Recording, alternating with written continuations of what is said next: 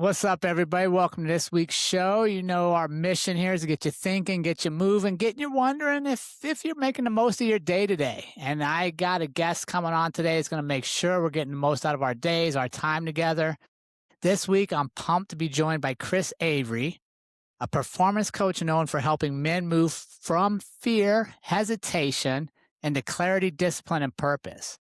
What I love about Chris is he shares how he's rebuilt his own life through mindset work and daily consistency, eventually creating a system that's helped thousands develop emotional resilience and strong personal leadership. Like us, team, he's someone that likes to push his limits, having run more than 1,460 consecutive days, averaging 17 miles a day, and preparing for a 2027 mission where he's going to run 50K a day around the entire perimeter of the United States with his family. Right? Think about that, with his family. You know how I believe in having big goals and we share them. This is what I'm talking about. Chris's core message is simple. Most of us are far more capable than we think and we give ourselves credit for. And the simple thing to getting it done, team, is consistency is how we find it. So, Chris, my man, welcome to the show. Thanks, Jed. I'm excited to be here, man. Let's have some fun today. For sure, man. With you, I can't help but have some fun. I got excited just reading your bio and stuff. Thanks, man. Thanks. Dude, yeah, man, I'm so proud. I always like to share like what attracts me to people because we're blessed. You know, I'm sharing offline. We've been doing this for 7 years now, 350 some episodes. One of the things I always like to share to guests is how thankful I am that you are being you. Right. And that you've found the strength to share your story so that others can learn from it, because the value of our world and our commonality is in sharing our stories. So I want to thank you for finding your voice, sharing the truths that wasn't super easy, and allowing others to frame their journey based off what you did with yours. So thank you for that. Yeah, I appreciate that, man. Thank you. I want to before we get going, though, I got to warm you up. I know you do I know you do miles every day, but I don't expect you to sprint right out of the box, Chris. I got some warm-ups for you, man. You ready to be warmed up, my friend? Let's do it. Let's do it. All right. First one. What's something you learned about yourself lately? You know what? I'll be honest, man. I got to have more belief. Dude, talk to me about that. Yeah, that might be hard to believe, but I got to have more belief. I got to have more trust in myself and trust in God. It's just, man, when you go through these challenges, like it's been 1,500 days now, over 1,500 days now, it's been, there's challenges. And when you get down and you're outside and you're running and injuries happen, when, financial struggles come that they've come over the years, or when you have 2 kids during this, like there's just so many things that life brings to you. And I know I'm capable, but on the other hand, you have to believe that the end can be achieved. And so sometimes, that doubt still creeps in my head, and I gotta speak to myself and get rid of it and get it out of there. And so, man, I really want more belief. And I'm a person. Yeah, go ahead. What do you say to yourself? Because we're both believers, right? Like we're both like 99% of my life is just because I believed it was possible and I found a way to get it done. Yeah. I'm 100% like you. Like today I wake up and I'm like, man, I'm not sure. Do I got it in me anymore? What do you say to yourself? I say, like, I name it. I say like, Tom, I'm glad you're here. Thanks for showing back up. Because he's here to teach me something. Yeah. He's here to give me value. Like I was talking to my wife about it before this podcast even. And I was just talking. I said, man, we got to have more belief, man. We got to figure a few things out. There's a big thing coming at the end of this year that we have a lot of prep to do, and a lot of requirements to do, And so I really welcome it, because if not, like what I've learned, man, is if I fight it, it just like whatever you resist must persist. So if I'm fighting myself in my head, I'm already losing, because it's gonna keep coming back on me. So I'm a big fan of like accepting it. And accepting like, oh man, I feel crappy, or like, oh man, I feel like this angst because I don't believe right now. Like that's okay. Grateful you're here, Tom. Like let's go, because then we can put our arm around each other and we can walk somewhere together. But if I'm trying to fight it, now we're stuck in one spot. So man, when I accept it, when I learn to like accept it, then start to see the value in it, then be grateful for it. That's a 3-step process, by the way. If anybody's paying attention, write that down, practice it every day. Then we can go somewhere together. Yeah. But if not, like it's like we're playing tug of war and whoever's strongest, but we're both equally strong because it's in our mind. So we're battling ourselves. So, short answer was belief. Long answer Yeah. was the rest of it. I love it. I love it. All right. What's a small habit or ritual that's been giving you energy lately? I mean, I'll be honest, just I get up every morning and I pray and I read scriptures and that gives me energy. But the thing is it aligns me for the rest of the day. And so I don't care what, like, if you are not a prayer or not a scripture, like, find something in the morning that you even give 5 minutes to and give it to that. Because when you start your day with you choosing what you're going to do instead of being reactive to all the things, and if you want me to say it that way, I'll say it that way. Like, don't get up and just start reacting to things. Find Yeah. 5 minutes of peace, right? Even if it's go outside for a walk, 5 minutes, go around your block. Yeah. But to me, like the running and God, they're all aligned because when I run, no matter how hard day I'm having, when I go run, everything melts away. And I think you can, I'm sure, Jerrod, I'm Yeah. sure you can speak to that, man. You were Yeah. just talking about doing trail runs. So, that's what I would say. Yeah. I love it. What's something in your life, something or someone in your life right now that's been influencing you, your thinking, or inspiring you to challenge the way you're thinking? I got a really good friend named Ricky and I got a really good friend named Z. And, as strong, I've run for, like I said, 1,500 days now, but 3 months ago, I had the flu and I literally thought my streak was going to end that day. But I hit those guys up, and one of them calls me and he's like, man, I get your suffer right now. But like, what can you eat and what can you drink and then bomb it back up? Just so you get Yeah. enough. Like, eat it quick, drink it quick, just so it gives you enough nourishment in your body so you get some energy. And he said, like, what is it going to take to get started? And to me, it's not about finishing the 17 or 18 miles that we're doing now. It's about getting started. That's the most challenging part for most of us. So those are the guys that really stick around me, and I like to say they give me the checkup from the neck up, right? They help me realign, so I go like, oh, yep, I was making it all about me. I was making all the suffering about me. I forgot like I'm here to suffer for you guys, not for me. Mm. So when I realize like it's not about me, it's about suffering for somebody else, then it gets me out of there, and that they help me realign that day. And so I Dude, think those are the guys really around me that help me. what good friends, man. What good friends. I love to call them teammates, right? Because like we have Yeah. friends when we're younger, and Yeah. sometimes they're crappy. But when you have a good team, right? When you have a good teammate, like they're willing to be your friend, but they're also willing not to be your friend at the moment and just challenge you. Because Yeah. it may be maybe a nice friend would have said like, "Oh man, that sucks. You had the flu. Yeah. Oh boo hoo," and like so. Right. I like to call them teammates. No, that's awesome. All right, one last question for you, my friend. When you think about the season you're in, what word or phrase best describes it? Adventure, Adventure, how so? man. Life is an adventure. I think that right now, with like it's. I want to be honest. Like we got the run thing. Yeah. Then we have a business. Then we, have two young kids. And so to me, like there is not a moment where you don't like it's not like I go to a job and just get a paycheck and it's just very status quo. Like everything, and I mean this truthfully, is like some fluidity of chaotic. Right. So nothing's predictable. So to me, like it is a big adventure, you know? Yeah, and I think that's a good word and a good way to look at it because then you don't freak out if things are a little rough because that's what you went on the adventure for, right? If you wanted an easy walk, you just stayed on a paved road. Like when you go off into the creeks and the woods, like you're like, oh shit, how do I get across this? Absolutely. And I really think, one of my mottos to life is I'm here for one time as far as I know. So I might as well create the most legendary story I can. And if you think about any great book that's based on a true story or a movie that's based on a true story, it's not like, oh, everything works out and it was so easy and everything was peaceful and I did it. Or like, oh, it's man, like day one, boom, this sucks. All right, boom. Oh, in the dirt. Okay, back up. Oh, boom, again. And that's the truth, man. That is really the story of life. So we For might as sure. well create and make a legendary story out of it. So I love the adventure, Yeah. man. No, I love that, and it's funny because I share there's 2 things, right? There's 2 things that never started great story. One is, so there I was and everything went perfect, like nobody Yep. cares.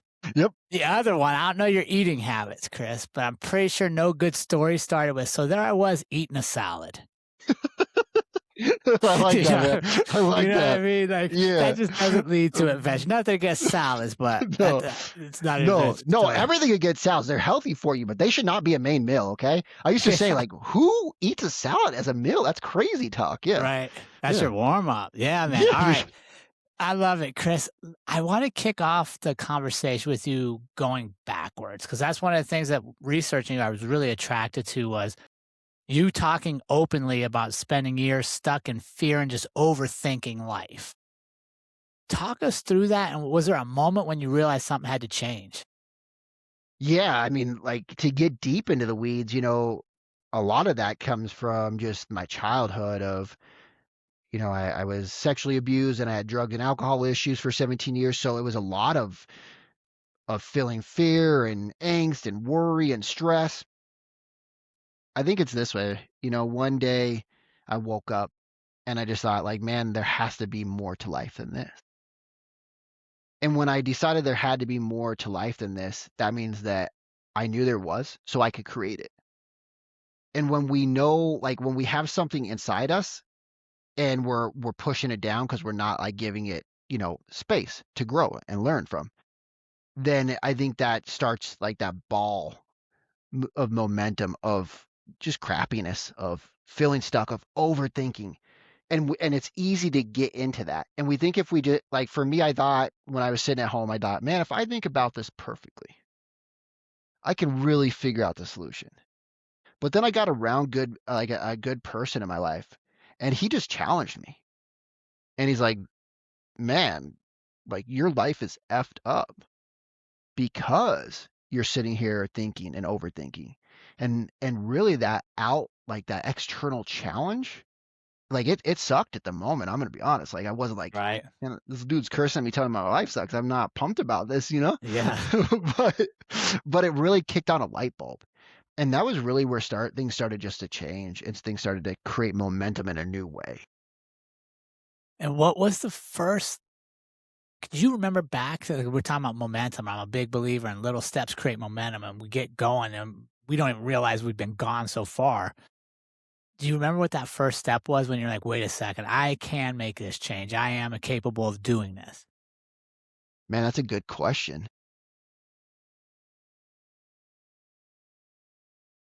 I mean, one, it had to at least be having somebody around you that was honest with you. And like you said We earlier, it didn't sit in pity party and go like, oh no, it's beyond your control, dude. Let's just sit here and stay this way forever.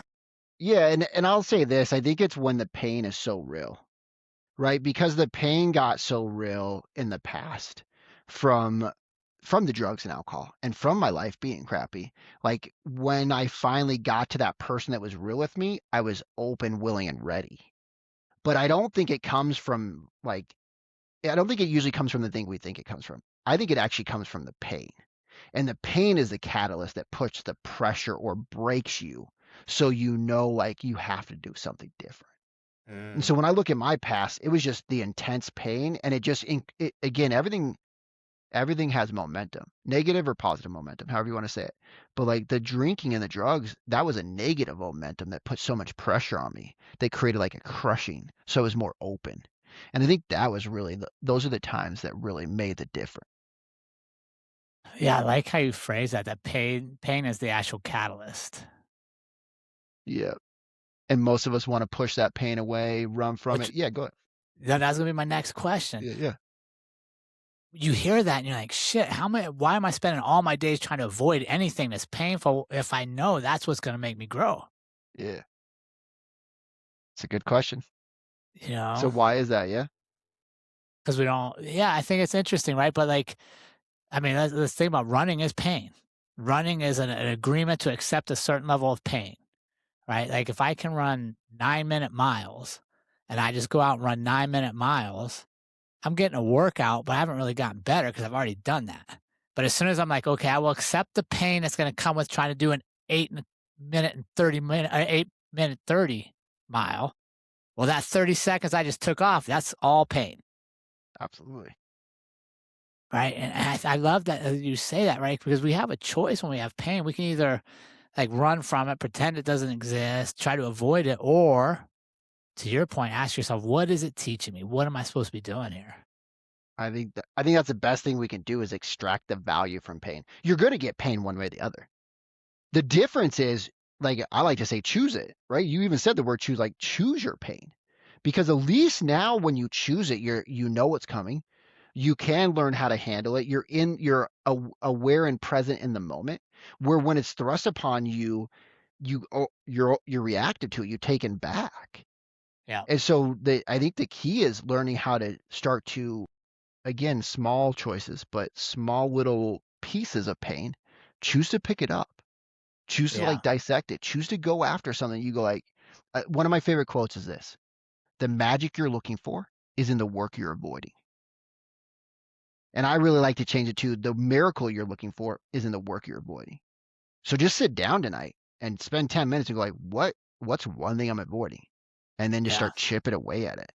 And then Yeah. you'll get up the day after you chip away at it, you'll get up the next day and you go like, man, I feel taller. I feel stronger because you're doing it, because you're not Yeah. giving in to your weakness. What you're doing is realizing you have weakness and using it to turn it to strength. Mm, And when you can do that, that's a super. right. Yeah. And it's just a mind shift, right? A mindset It really shift. is. Yep. You don't need any additional skill. You got the skills. Yeah, you gotta learn how to talk to yourself. You gotta learn how to regulate your central nervous system. You gotta learn how to talk to yourself, and you gotta learn how to step through while you're talking to yourself and it still sucks, you gotta learn how to act, Yeah. right? Think, speak, act. Those are really like my 3 mottos to make an impact. So let's talk about that. That was my next question I had for you. You went a deep dive when you're making this change into audiobooks, like 10,000 hours or Yeah, something, yeah, to rebuild how you talk to yourself. yeah. What was some of the first shift you noticed when, like, wait a second, how I talk to myself affects how I feel and how I perform? Yeah, man, I noticed that I would tell myself I wasn't gonna do something, and then I would do it. Like, meaning that I would, "Man, I'm not gonna do this negative thing today," and then I'd still go do it. And then I again, I had that a person in my life. And he said, "Man, do you notice, like, look at how you're speaking to yourself." And it really took that outside source to like start to pinpoint, like, here's the things you're saying, man. Do you even recognize that? And I'm like, that is just normal chatter. And so when he started pointing those things out, then I could go like, okay, this is where we need to learn to accept it and be okay. Like, man, I keep telling myself I'm not going to do it. I do it. Cool. That's what I do. Okay. Now, like, let's figure out how to open up another door so we can go a new direction. But those are really the little pieces that started happening. Was just the first thing is to observe it. Because if you're not observing it, you don't even know it's there. It's like you're like a fish in water. So I started to observe it. Then once I started to observe it, then I could start to break it down. Then it's like I like to think of it as like a jungle animal. Like when people are studying animals, they tag them, right? So they Yeah. catch them and they tag them. I almost like to think of our thoughts that way. We catch them and we tag them. So like, man, you know what, Chris? Like, you suck at this. Okay, cool. I do suck at this, but how can I get 1% better? Okay, now I've tagged it and now I've given it like a new exit for that 1%. So like now I can find that 1% where I can get better. So I prime my brain to start looking for the things I want it to look for. But if we're not priming our brain by telling it what to focus on, our brain will just go with the old neural pathways and the old patterns. Right. Which is negativity and Yeah. what we're not capable of. Yeah, for sure. And what's going to kill us because like we don't face a lot of threats that are going to kill us anymore, but our brain still thinks we do. Well, yeah. Like, and that's damaged relationships, lack of money, just worry about cars breaking down, health issues, right? Anything. Like we're a great machine of just, oh, what's the next thing I can worry about? Right. Yeah. Oh, And am I gonna when be late to work? Like, oh my goodness, is somebody gonna be upset with me because I'm late to work? Oh my goodness, I should start creating these stories and start battling myself in my head. right. Yeah. And how many times have you ever worried yourself to the result you wanted? Never. Not on the good I side. no, I feel confident that yeah. I've worried myself to the negative things, but not to the Right. positive for sure. You've never worried yourself to winning the lottery. No. And when I do, and when I worry, and I still win and I succeed, I still damage like my health and stuff because I'm like my Yeah. ball of stress in my stomach, like you're just sitting there dreading everything. Like it's just a way to lose really quickly.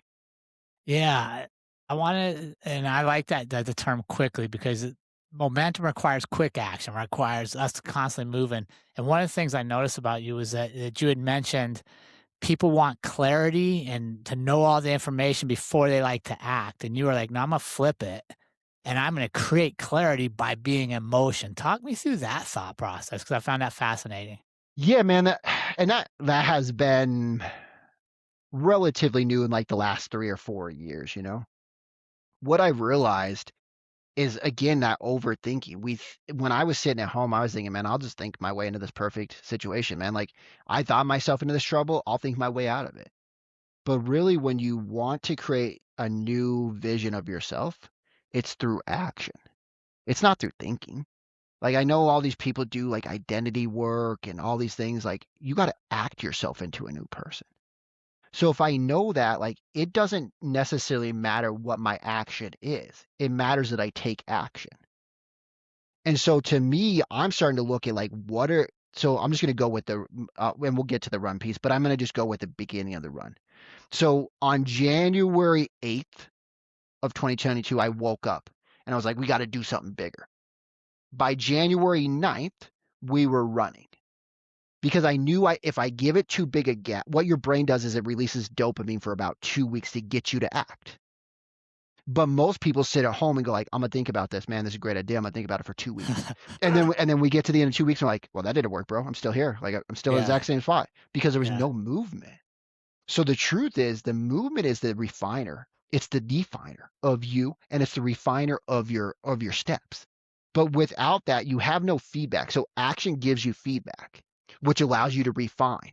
But when you're thinking at home, there's no feedback. So you're just stuck in like this mental masturbation loop. And Yeah. so to me, man, like the action is the key to everything because it's the feedback piece that gives you feedback so you can adjust. Yeah, I love it. Let's talk about that run. Stay on that topic of the run. Talk to us about what happened then on January 9th when you decided to start making something bigger. Yeah, so I checked my tracker, and even when I ran a 50 miler, I realized I never run more than 4 days in a row, like during training. And I was like, man, I wonder how many days I can run. And I started like, yeah, man, let me think about this. And then I was like, all right, how do we do this? How do we break it down? And I went like, okay, I could think a ridiculously small amount, a mile a day. I could do a mile a day. That seems reasonable. 10, 15 minutes a day, most. I think I could do that. And so we broke it down quickly and we just got at it 1 mile a day, 1 mile a day, 1 mile a day. Went for a week, then 90 days. And then we went like, okay, again, the action helped us refine. Yeah. The action helped us refine who we thought we were. And so now I'm at 90 days at a mile, then it's 2 miles for 90 days, 3 miles for 90 days. But when you look at that, like all those little things, they're not big. They're a mile a day, but they stack and they create momentum. More importantly, they create refinement. And then that's when we can start to adjust and go like, okay, this is the mission we want to serve. Okay, this is the real reason we're doing this. But I wanted to show people what a 5-year plan is because most people don't plan for 5 years in their life, let alone their business or anything else. So part of the running thing was like, here's what a 5 years of training looks like before we even take the bigger mission. Yeah. And I wanted to show people like how long it takes to build something amazing. How many times I've finished 1,000 days, nobody's there, right? 1,200 days, nobody's there. 1,500 days, I just did it. 1,500 days, nobody's there. Nobody's there to cheer you on. And part of the run is like learn to cheer yourself on because people aren't going to come rescue you. You're not going Yeah. to always have somebody to reach out to. You got to be your own cheerleader. You got to be your own rescuer, and you got to be your own person that says, get the up, figure out a way to get it done because you can get it done. So that was when your streak started that you're on right now? Yeah, January 9th of 2022 was when my streak started.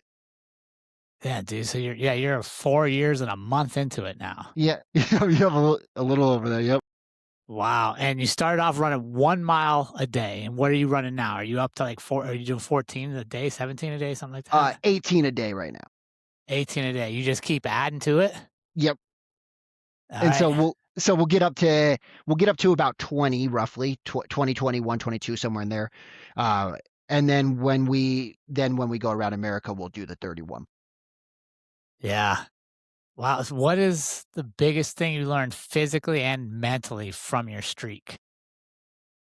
Physically, I've learned that your body will break down, and that's a good thing because it gets to show Okay. you who you really are. Because then it flips to mental. And we think like the physical is the pain we avoid. It's not the physical, it's the mental pain. And so to me, like when I look at it, my body, like I've had shin splints for over a year at a time, like or right under a year at a time. Like I had a hernia that has bulged. Like there's blown out tons of pain, right? Tons of blisters, tons of lost nails, all that fun stuff. But when I look at it, man, like your body can handle far more than we think it can, far more. And we don't give ourselves enough credit for how much we can handle because we're not willing to put the pounds on the barbell to see if we can handle it. Right. So physically, that's what I've learned is we we sell ourselves far short from where we are. And like I'll be honest, I did a marathon with no training, and that was one of the first catalysts that showed me like, wow, we can endure a lot more. And then you said the mental part, correct? Yeah.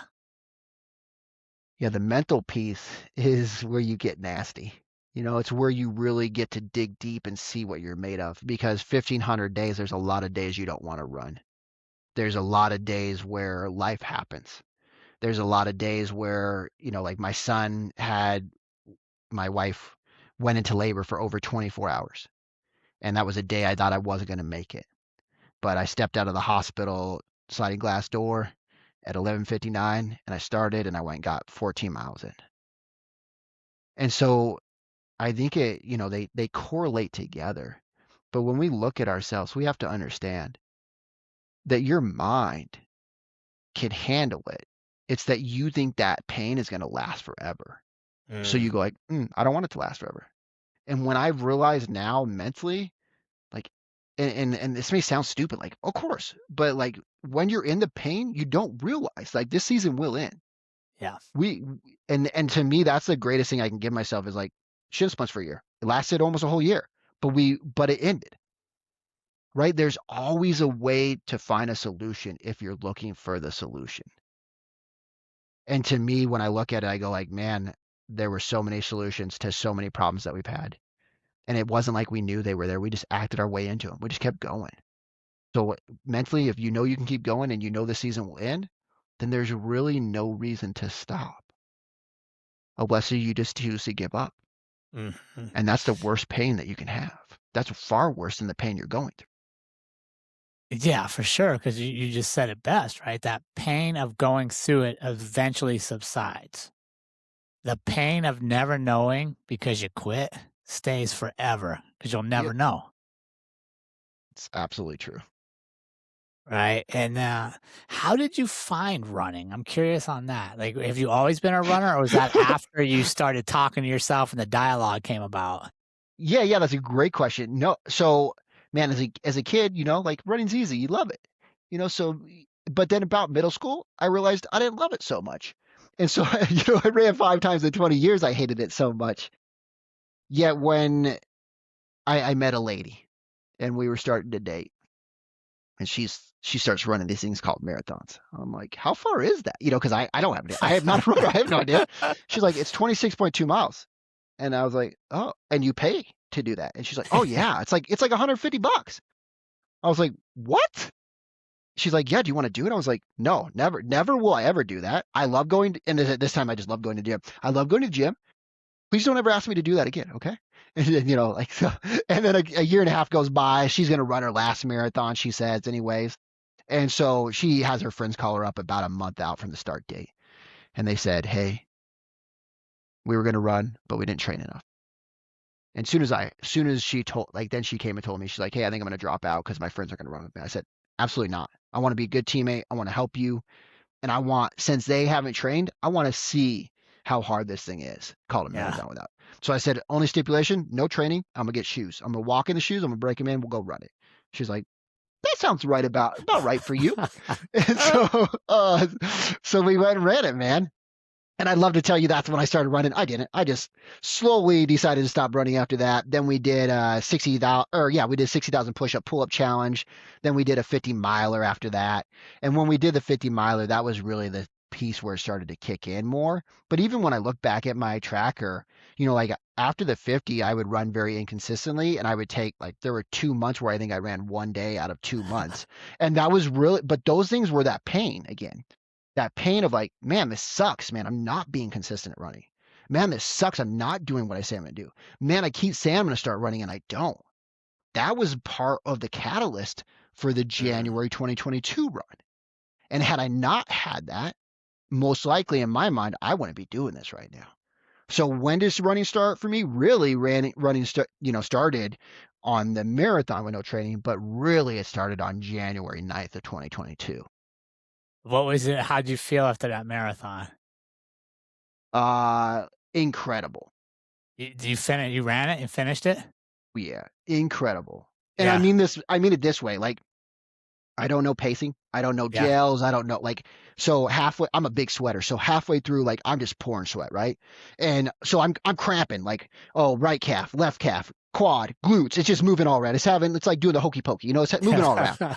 And so luckily, great supportive crew, people just running, they just want to support you because they want to see you finish. So people are here's some salt tablets, here, oh man, you're cramping, here's this. The cramping never went away, I'm gonna be honest. But when I got to 26 miles, there was 0.2 left. And I remember just recording something and crying and going man, I could die today and I would feel proud and accomplished. Because it took all of me at that moment to get it done. And when something takes all of you, you expand and you see a new version of yourself.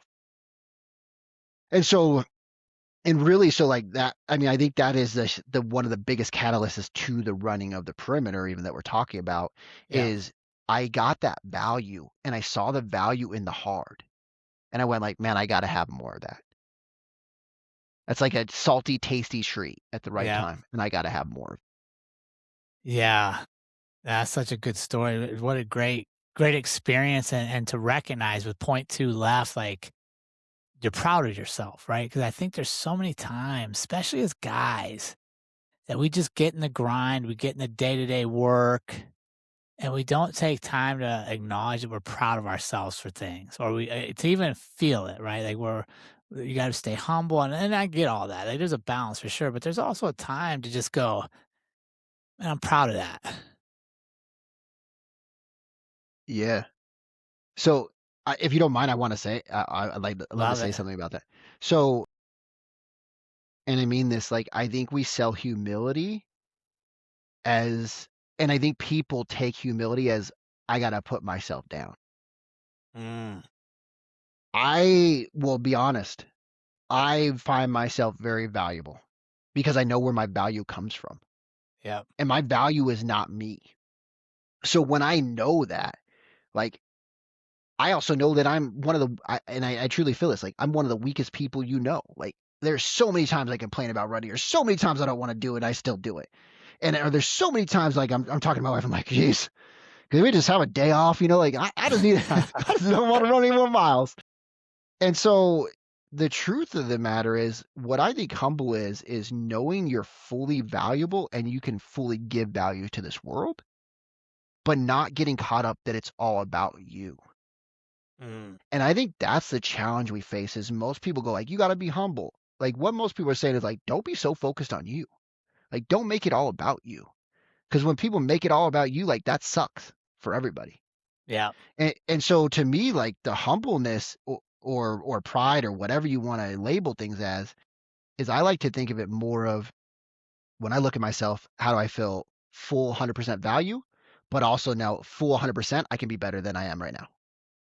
And those are two things to weigh, because when I know there's always better, see, most people in the past that would have stolen value from me. Oh man, I suck, Chris. Yeah, dude, you can do so much better. Oh, but I already feel like I suck, so it's stealing value from me. But when you realize you're 100% value no matter what you do or don't do, and then you realize okay, that's true. So that means I can do better because I know there's better. Now you go like, oh, that actually shows me I'm even more valuable because I know I can be better. So it's actually a value add. But the truth of the matter is the humility comes from understanding like where those values come from and that you will never be your best. So there's always better. So you're no different. Like, I don't care if somebody's listening right now, like, I've ran 2 days and I hate running. Like, cool. I'm not any more valuable than you. I just want to be Right. honest. I'm not valuable. I'm not better than you by any means because that was me too. Yeah. We're just in different parts of our journey. That's all. Yeah, and I think that's the ticket, right? Is not to be stuck comparing my journey to your journey to where I don't, oh, well, I haven't done what Chris has done, so my journey is less important. The value is the journey. The joy is the journey. And we're all writing them separately and differently. And hopefully, like today, ours intersect at points, but it doesn't diminish either of our journey because we both take something from this and we go our own way. And then hopefully we cross again and we're like, wow, look what you've done. Here's what we've been doing, right? Because like you were talking about, that momentum of taking that first step can build internal momentum, but then surrounding yourself with good people and interacting like this builds community momentum. And I want to kind of use that to shift before we talk about your big run coming up is one of the things I really like about you is you've built this community around discipline and personal growth, not just for yourself, but for men. And you're sharing it with men. So talk us through, when did you decide like, okay, I'm doing this for me and I'm changing. I'm feeling this. I need to share it because other people need to hear this story and I need to be able to help them see in me what they're capable of as well. Yeah, I think that's a good question. And sometimes I just want to be honest, like I'd love to say I have exact moments sometimes, but sometimes it's even like a sliding door, you know? Sometimes like, oh, okay, it's more more about the mission and sharing with others. Then it's like, oh, it's more about me. Yep. So I don't want to give any like thing of there's just black and white, like this is a day cut. Man, one thing I realized was so the guy that I talked about that challenged me, he was a coach. And so I went to his events, and that really helped. It was a big catalyst to me getting a better life. But the bigger piece was I got to go back to his events, like his leadership. Then we went back as A team, so we'd help him run his live events, multiple day live events. And when I went back, see, when I went the first time it was for me. When I went the second time, I thought it was for me. But when I went for like the third time, I realized, oh, it's not for me. Because the second time you get a little taste of you get to support people through the transformation you went through. And man, that was like the best nourishment and food I could eat was helping somebody else. So then when I went back the third time, I went back only to help people, to not get anything for me. But the amazing part is when you help somebody else, you get something for yourself. And so really that was the big catalyst where I realized like, man, life can no longer be about me. Mm. Like there has to the responsibility to care and to share and to support others is some of the most important work I can do. And really I was walking with that guy after his one of his last events that I went to, and he's like, "What do you want to do?" I said, "Man, like I love coming here. Like I just want to coach and support and help people." And so that was really the big those little times were the big catalyst that helped me realize like this is about helping other people become their best me. And I chose that selfishly in a reality because I knew if I was going to ask somebody else to do something, I was a person that was going to say, I'm only going to ask you to do it if I'm doing it, or if I've done it and it's worked and I can tell you, or it doesn't work for me and I can tell you that. But I'm not going to ask you to do something that I'm not willing to do. And so like I love to say it was also just all altruistic and I just want to help people. But in the reality, like I love coaching because it makes me push me. And then I also love it because I get to help other people become their best. Mm. Yeah, there's nothing wrong with that, right? I think too many times we get the idea that selflessness means I can't take care of me at all. I have to give, give, give. And I've always been a proponent of like, to be selfless, I have to first be selfish, right? Like I have to take care of me in order to give you the full me. Otherwise, if I'm just giving, I'm showing up and I'm diminishing my ability to give because I haven't replenished anything. Absolutely.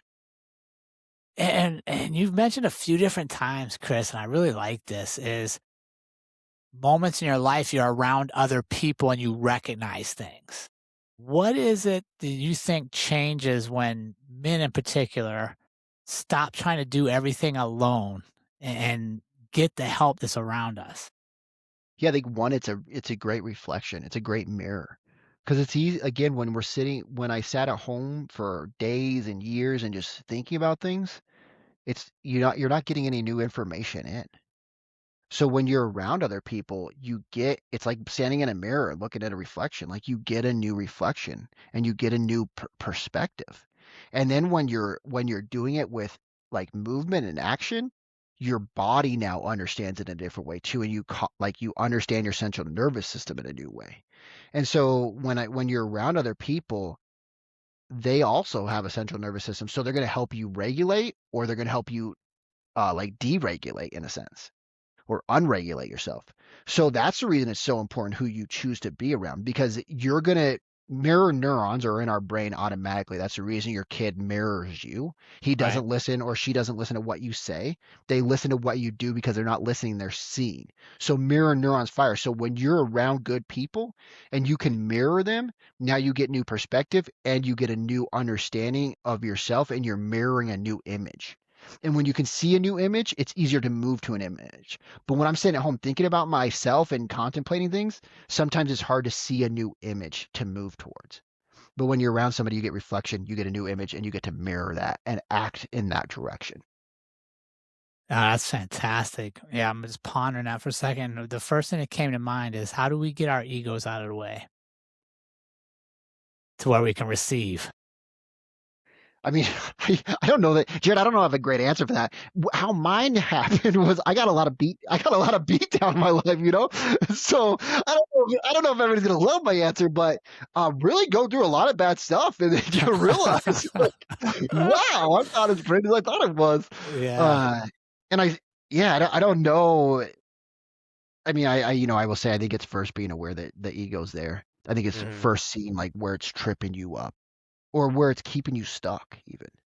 Because it likes to keep you where you are, because when you get on a sales call and you're like, "Oh, man, I'm gonna do great at the sales," and you don't, your ego wants to go like, "Oh, man, see, like, you don't need to do sales calls. Sales calls are stupid." But Right. but you gotta listen to that challenge. But I think really it's going through the refining fire, right? The run makes me more humble. The run makes me go like, "Man, I'm not as strong as I thought it was." And it shows you pieces of yourself, not to devalue yourself, but to realize where you can gain more value in yourself. Yeah, no, that super well said. I'm just pondering like how many times it took for me at certain places to go like, wait, why am I still stuck in the same spot? And am I actually just keeping myself here? Right? Was it my ego not pulling in information, asking for help? Was it pride, which is kind of the same? Or did I not know stuff? And I would say that like most of the time, especially in today's world, the lack of knowledge usually isn't the answer, it's the others. Yeah. Because I can find answers to just about everything nowadays. The information's out there. And I want to say, man, I loved what you said.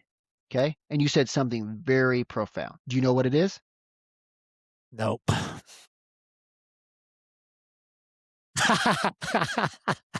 No, man, I'm just listening. I'm just trying to be a good listener. I'm like, man, I like when you speak, I'm trying to like, what is my picture in here? And that was the first thing that came to me is like my own limits. Yeah. And I think the key is what you said is we don't ask for help. Man, that is the ego that's kicked me in the butt the most. And I'm gonna be honest, still kicks me in the butt. For sure. Because you want to look pretty. You want to up. I want to puff up my feathers like a peacock. Like, I don't need your help. I got this. I don't got this. I never have Yeah. got this. I thought I've done things alone. And as I've matured and gotten older and older and older, I realize I do nothing alone. I always need somebody by my side. Even when I'm out running alone, I'm not really alone, because I'm carrying somebody else with me, my kids, my wife, Mm. God, my my brothers. And they're with me even if they're not with me. And so to me, like, that asking for help is, for me, is one of the hardest pills to swallow. Yet it's the thing that gives me the most growth and the most support, and has allowed me to grow the most. Because if we go through my story, I could tell you like almost every time I've had increase in momentum towards the way I want to go, it's because I've asked for help. When I've decreased, it's because I've sat there and been like, I'm not asking for anybody for help. I got this. I'll figure it out. And it's kicked me in the I've killed years off in my life being stuck in the same spot because I didn't ask for help. And that's the profound, I think, thing you said. And I hope if nobody else takes anything out away from this podcast, that you listen to Jerrod and go listen to that again. Ask for help. Because there's somebody out there that's gone through it before and will help you. Yeah. And like, if you think back to most of the things in our life that we like have those memories, we're like, man, I would never change that again. Like that was so, like, I can remember very seldom when you're doing it by yourself. It's usually with your group. Absolutely. Your family, your teammates. Yeah, no, that's good. So talk to me, Chris, about this crazy idea you got. And I like crazy ideas, but this one seems crazy.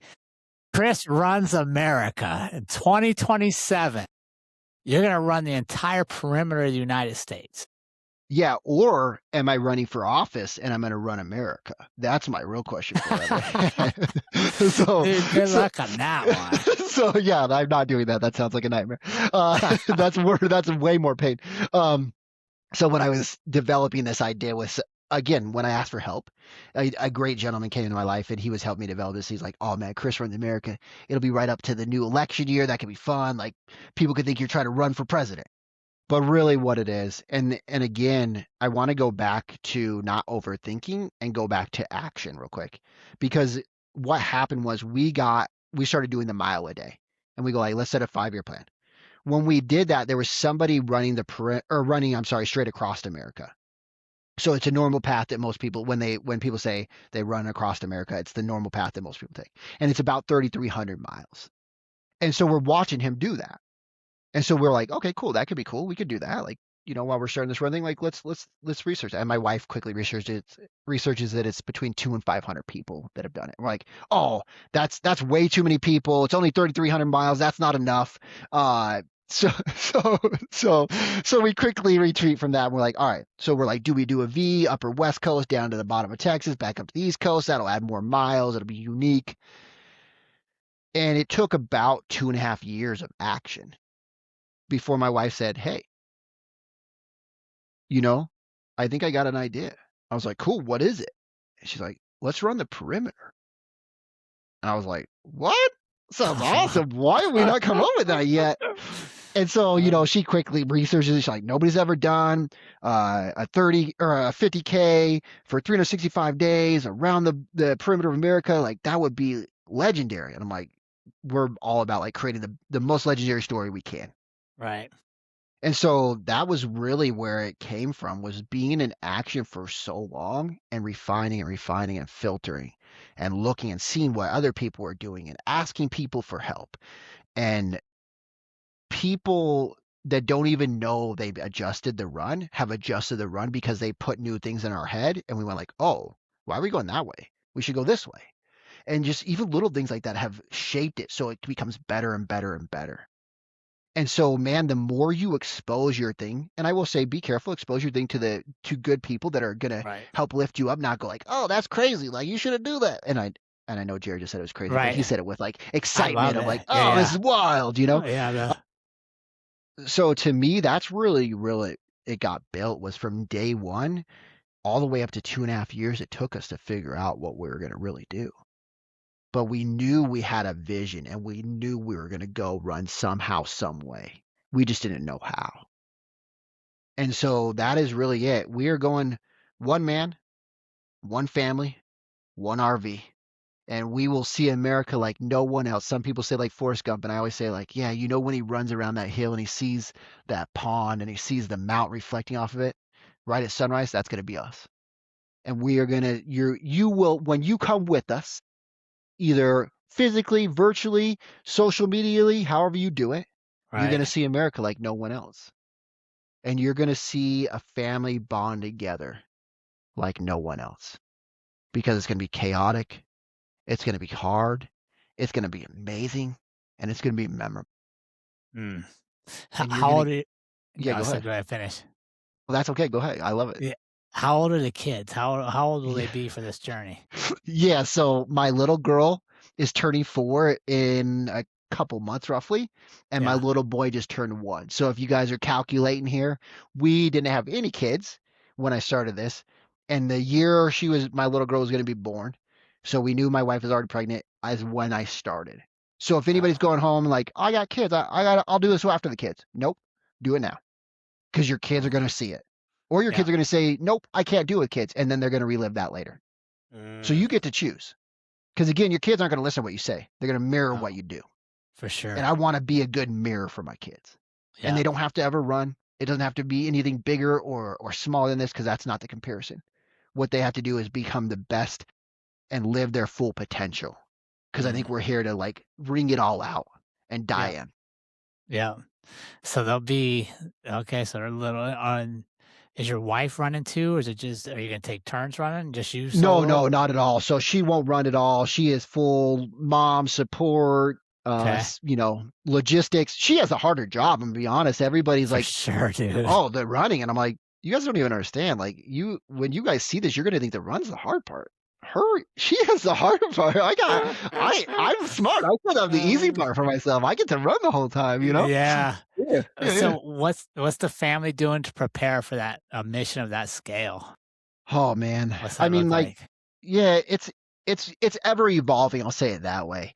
Right now, we're going out, we're having fun, we're looking at RVs because we're gonna need a sweet RV, and we're just really prepping and priming like each day. Like, how do we live? How do we get rid of stuff in our house? Like, we don't need. We will get rid of almost everything we own. And so we're really prepping in those ways right now. And then, just designing where we'll be, when we'll be, how do we figure out birthdays and holidays? And because on Christmas, I'm going to run 31.1, right? Yeah. On Thanksgiving, on Mother's Day, on my kids' birthdays, I'm going to be running 31.1.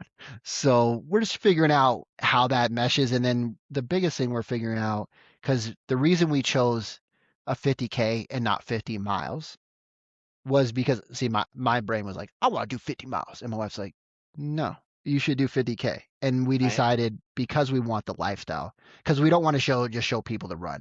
We want to show people like, here's the things we do after I get done with the run. Here's the fun and joy we have together. Here's the bonfire. Here's the hike we go on. Here's the theme park we went to because we want to show people it's about lifestyle. You Mhm. got to design your life. You got to decide what you want out of it. And to be honest, when me and my wife were dating, we both wanted to get an RV and travel around America to see like where we really wanted to live. Yeah. And so this piece is just again another piece that adds into the lifestyle that we wanted that will continue after the run because we'll continue to travel around and travel and find and just travel and live in different states for different seasons because we want to experience and create even more of a legendary story. Yeah. That's awesome. Have you planned like where the run's gonna start? Are you that far into the mapping? Yeah, yeah. So we'll start. So we're both from me and my wife are both from Arizona. So we might see Yeah. you if you're down there, you know. Yeah, So man. I love that. we'll start in Arizona. We'll go down through Texas, down through Florida, back up the East Coast, top around the top across the United States, and then back down the West Coast, back into AZ, and finishing December 31st of 2027. That is the plan as of now. That's smart. Just thinking logistically. Yeah, so you'll be running winter in the south, you'll head north for spring, cross the Yeah, north in the summer, and then summer. drop fall back down. Yeah, that's smart. Correct. Now, listen. Okay, I just want to bring this back to the listening to other people and having good people in your life. Originally, we were running counterclockwise. And somebody went like literally we just had friends over. We were doing like a Yeah. little couples date at our house and we're looking at the map. We're talking about because this is what we talk about a lot. And they're like, why don't you run the other way? And me and my wife looked at each other like, why are we not running the other way? And so we quickly flipped and went like, we should go the other way. And so Yeah, that's man. and I don't know if we would have ever figured that out. We may have ran the wrong way the whole time, but You'd have figured it out when you were freezing cold. yeah, yeah, for sure. When the When you seasons were kicking our butt, yeah, we would have this definitely figured it RVing in winter sucks, man. out. That Chevy Chase, he's lying about You this. could speak. Oh man. Dude, I love it, man.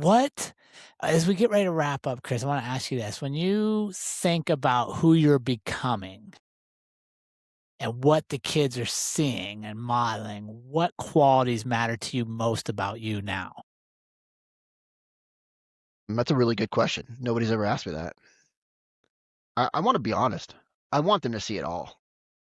I don't want them to see like the best version of me. I want them to see the best and worst. I want them to see me get angry and me get stressed and me come back and go like, man, I'm sorry. I'm sorry. Like I call my little girl baby girl. Like, baby girl, I'm sorry. I love you. I could have handled that better. Because I want them to see like this isn't about looking good. This isn't about being perfect. This is about being human. And human means it's all the good, the bad, the ugly.